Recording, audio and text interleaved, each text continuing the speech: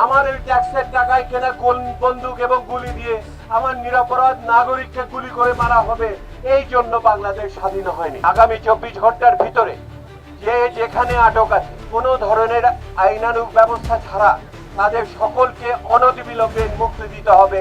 আপনারা জানেন যে 24 ঘন্টার আলটিমেটাম দেওয়া হয়েছিল যে বৈষম্য বিরোধী আন্দোলনের সমন্বয়কদের ছেড়ে দেওয়ার ব্যাপারে। তাদের বিনা বিচারে কোনো আইনানুগ ব্যবস্থা ব্যতিরিকে আটকে রাখা হয়েছিল। আবার বলা হচ্ছিল যে কোর্টের থেকে বললে পরে আদালত বললে ছাড়া হবে। এটা একটা অদ্ভুত পরিস্থিতির সৃষ্টি হয়েছিল। আমরা শুনেছি যে তাদের মুক্তি দেওয়া হয়েছে, আশা করি তারা নিরাপদ আছে।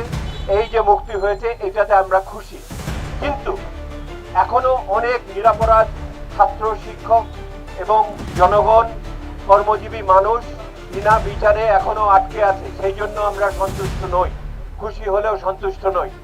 আমরা আজকে এখানে দাবি করছি আগামী 24 ঘন্টার ভিতরে যে যেখানে আটক আছে, ঢাকার বাইরে বিভিন্ন অঞ্চলে বিনা বিচারে কোনো ধরনের আইনানুগ ব্যবস্থা ছাড়া তাদের সকলকে অনতিবিলম্বে মুক্তি দিতে হবে। এইটা হলো প্রধান দাবি। দ্বিতীয় দাবি, এ পর্যন্ত যেভাবে নিরপরাধ মানুষ মারা গেছে বাংলাদেশে, তাদের সকলের বিচার করতে হবে এবং সেই বিচারের জন্য জাতিসংঘের মতো আন্তর্জাতিক প্রতিষ্ঠানকে যুক্ত করতে হবে। এটা একটি বড় বিষয়। স্কুল কলেজ খুলে দিতে হবে, আইন শৃঙ্খলা বাহিনীকে সেখান থেকে সরাতে হবে, ইন্টারনেটের অবাধ সুযোগ আমাদের সেখানে নিয়ে আসতে হবে। এই আইনের শান্তিরক্ষার পরিবেশ যদি দ্রুত সৃষ্টি করা না হয়, তাহলে বাংলাদেশের জন্য নিঃসন্দেহে এটা বড় ধরনের সমস্যা। আপনারা বলেছেন যে এই ঘটনার ফলে বাংলাদেশের ভাবমূর্তি নষ্ট হচ্ছে। আমি এটা স্বীকার করি না। ভাবমূর্তি যদি কারণ নষ্ট হয় সেটা সরকারের হচ্ছে, বাংলাদেশের কোনো ভাবমূর্তি নষ্ট হচ্ছে না।